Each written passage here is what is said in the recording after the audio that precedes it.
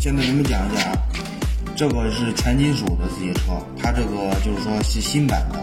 然后的话，这个驾驶室和这个后面这个自卸斗都是金属的，然后更加仿真一些。这个就是透明的驾驶室。这个的话，这个是半金属的，半金属的话，它也是就是说，和全金属的肯定是有差距。